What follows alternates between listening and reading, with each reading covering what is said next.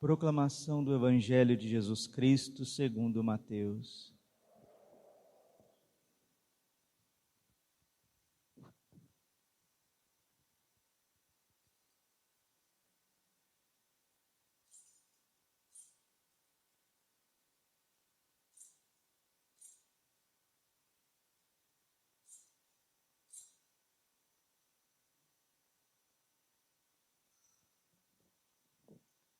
Naquele tempo, chegando Jesus e seus discípulos juntos da multidão, um homem aproximou-se de Jesus, ajoelhou-se e disse: Senhor, tende piedade do meu filho.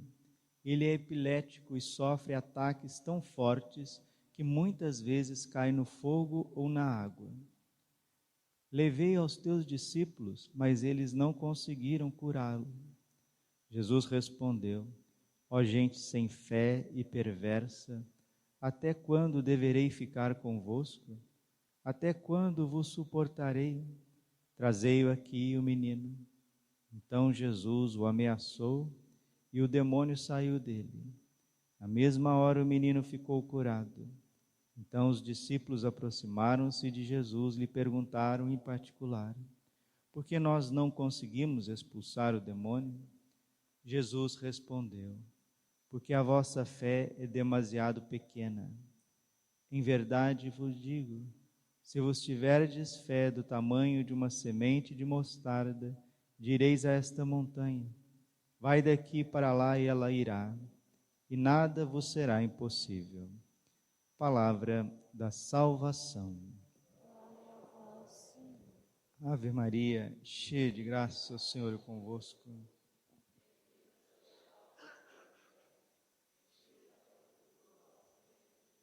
Santa Maria, Mãe de Deus, rogai por nós, pecadores, agora e na hora de nossa morte. Amém. Vinde, Espírito Santo, vinde por meio da poderosa intercessão do Imaculado Coração de Maria, vossa amadíssima esposa. Podemos sentar um pouquinho. Jesus, manso e humilde de coração.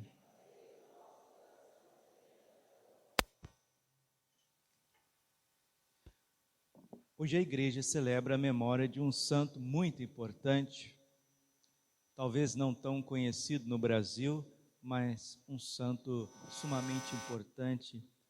Trata-se de São Domingos de Gusmão. Quem foi São Domingos? São Domingos nasceu na Espanha, em Caleruega, em 1170. Era de uma família nobre e o pai queria que ele se desse as armas, né?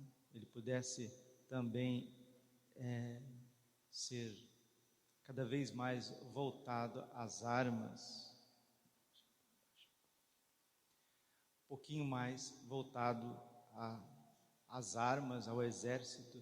Só que, como menino, ficava muito perto da mãe, mais próximo da mãe, e a mãe foi introduzindo o jovem Domingos no caminho da piedade. E quando a mãe estava grávida, ela teve um sonho. Ela viu o menino com a boca saindo chamas e pondo fogo no mundo, o próprio filho dela pondo fogo no mundo. Ela teve esse sonho. E de fato, Domingos foi essa tocha na mão de Deus que ateou o fogo da palavra de Deus por todos os cantos. Porque Deus utilizou dele a divina providência para que ele fundasse a Ordem dos Pregadores, os dominicanos, OP, Ordem dos Pregadores. Desta ordem vai fazer parte Santo Tomás de Aquino, Santa Catarina de Sena e tantos outros santos que fizeram parte desta ordem que vigora até hoje. São Domingos dominicanos significa isso, né? Cães do Senhor, Domini, Senhor, Cani, Dominicani, os cães do Senhor, ou seja, os guardiões ou guardiães, variável. Os guardiões do Senhor, aqueles que guardam a fé, aqueles que guardam o preciosíssimo depósito. São Domingos também foi agraciado com uma aparição de Nossa Senhora, onde a Virgem traz o Santo Rosário. Assim como São Simão Stock foi agraciado com o escapulário, para poder propagar o escapulário, a devoção à Santíssima Virgem do Carmo, através de São Simão Stock, e o objeto físico, o escapulário como esse objeto físico, esse sacramental, visível, tangível, onde a pessoa coloca no pescoço com muita devoção. Nossa Senhora também traz um objeto físico, concreto, palpável, que é o Santo Terço, o Rosário. E a Virgem ensina São Domingos que com esse saltério angélico, as Ave-Marias, ele iria vencer todas as batalhas. Neste momento a igreja passava por diversas crises de heresia, principalmente no sul da França com os albigenses.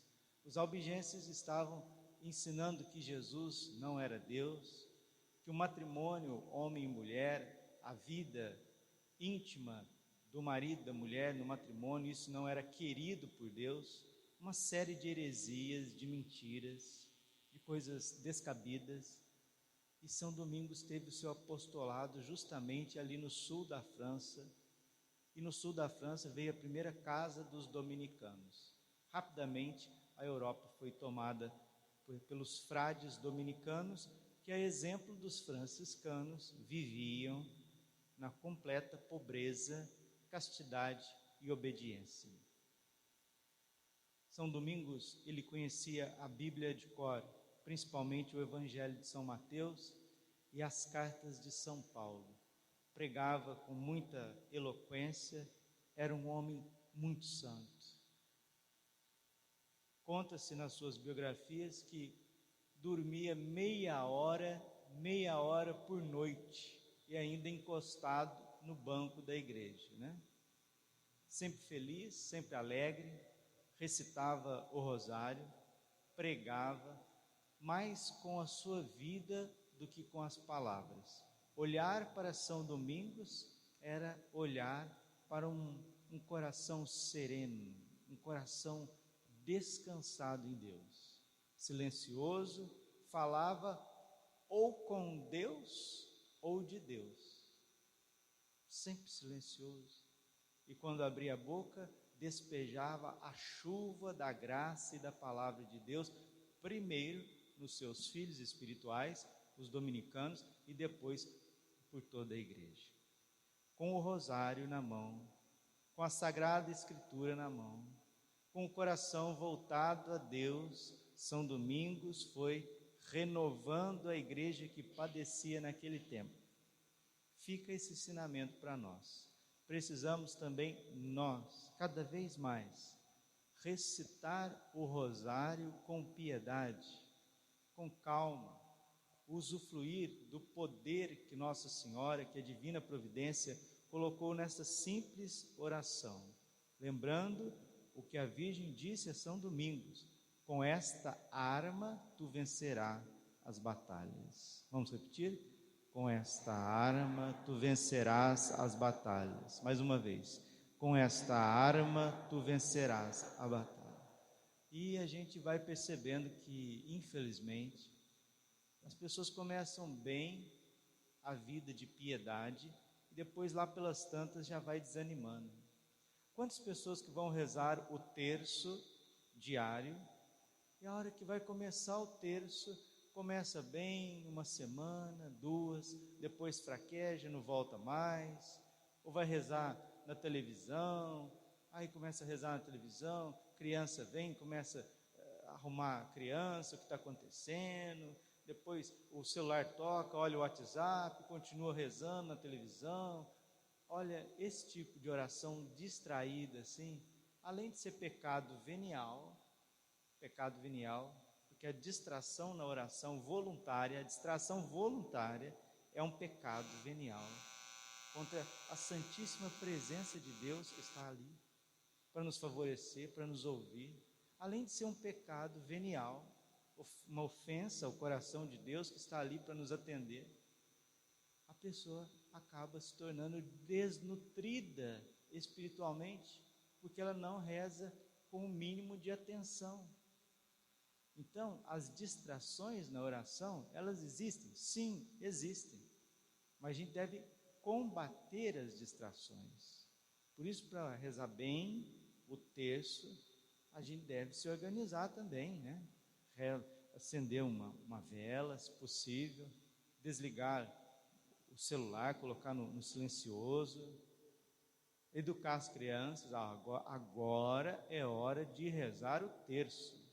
Agora nós vamos rezar o terço. Senta direitinho, senta bonitinho. Minha avó falava assim comigo: senta aqui agora. Eu era criança arteira, levada, imperativo. Senta aqui, não, aqui, fica rapidinho. Daqui a pouquinho, já está acabando. Então, ir educando as crianças para a piedade, e eles vão acostumando. Agora, se a gente deixa as crianças do jeito que elas querem e não sei o quê, elas acabam atrapalhando a gente mesmo. Aí não reza o terço como deveria. Padre, mas eu não tenho criança em casa, eu não tenho neto, então isso não serve para mim. Então combata as distrações com um pouquinho mais de atenção. A hora que for rezar o Santo Rosário, vamos pedir essa fé que iluminou, que pôs fogo do amor de Deus no mundo, que ardeu no coração de São Domingos de Gusmão, que o Senhor possa dar um pouquinho desta fé para cada um de nós. Porque as famílias, os católicos em geral, eles estão padecendo de falta de fé. Abacuque hoje na primeira leitura está dizendo, a leitura hoje de Abacuque: assim fala o Senhor, o meu justo viverá pela fé. É assim que o justo viverá. É assim que aquele que caminha em rumo ao céu, é assim que ele viverá de fé. A visão refere-se a um prazo definitivo, mas tende para um desfecho e não falhará. Se demorar, espera, pois ele virá com certeza e não tardará. Quem não é correto vai morrer, mas o justo viverá pela fé. Nosso Senhor no Evangelho faz uma censura ao povo e aos seus apóstolos. E Jesus aqui parece que ele está impaciente, mas Jesus nunca está impaciente. Jesus é Deus. Ele não tem desequilíbrio na sua personalidade. A sua personalidade é divina, mas ele diz ao povo, Jesus respondeu: ó gente sem fé e perversa, até quando deverei ficar convosco? Até quando vos suportarei? Trazei o menino aqui. Aí os apóstolos, falou para o povo, Jesus faz uma censura ao povo, pois ele faz uma censura aos apóstolos, aos padres, aos bispos, porque os apóstolos são bispos, os discípulos que são próximos dos apóstolos são padres. Jesus censura o povo, depois censura os bispos, os padres, o clero. Então os discípulos aproximaram-se de Jesus e lhe perguntaram em particular: por que nós não conseguimos expulsar o demônio? Jesus respondeu: porque a vossa fé é demasiado pequena. Em verdade vos digo, se vós tiverdes a fé do tamanho de um grãozinho de mostarda, direis a esta montanha: vai daqui para lá, e ela irá, e nada vos será impossível. Que fé é essa? Essa é uma fé expectante. Fé não é, vai dar certo, vai dar tudo certo, eu creio que vai dar certo, vai passar. Não, em nome de Jesus, vai passar. Não é esse tipo de fé que Jesus está referindo. Fé aqui é a abertura que cada um de nós damos a Deus para que Ele possa transformar o nosso ser. Aí nada fica impossível.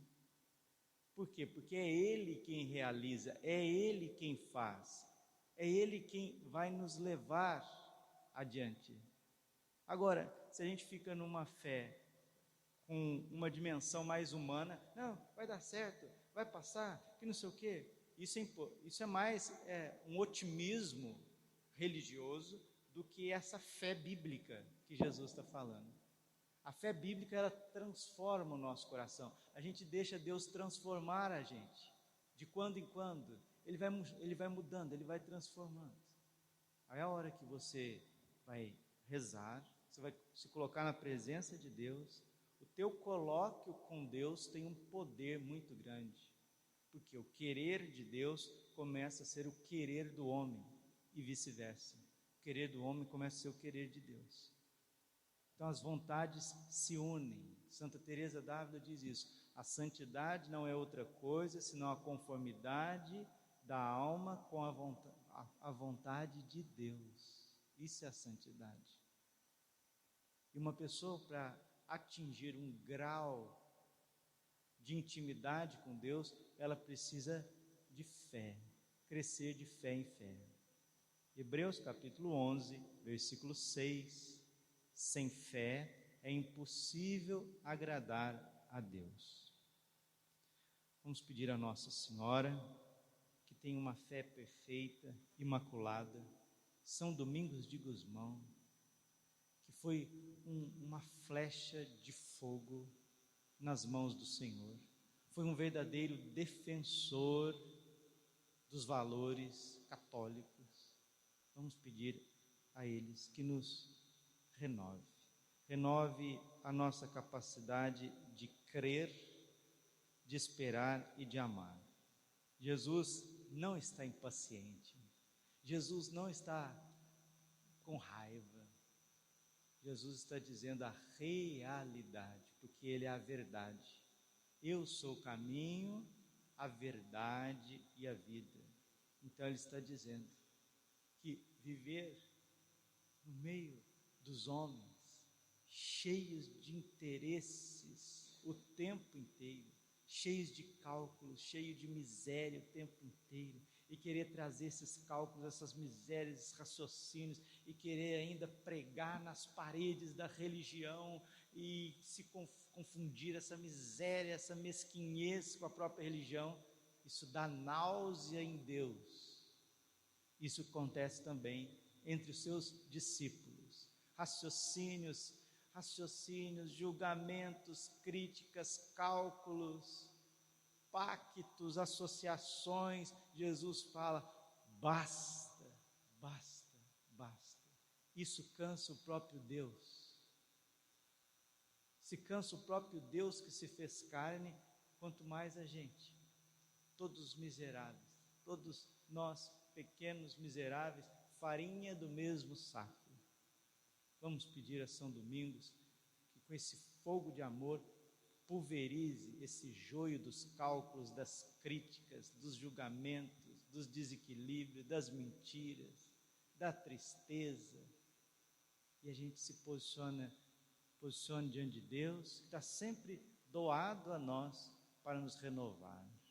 Aí você vai ver que a hora que você entrar na intimidade com Deus, as coisas que precisam ser realizadas serão realizadas, porque o querer do homem e o querer de Deus se uniram. Isso é a santidade. Glória ao Pai, ao Filho e ao Espírito Santo, como era no princípio, agora e sempre. Coração imaculado de Maria, confiança e saúde de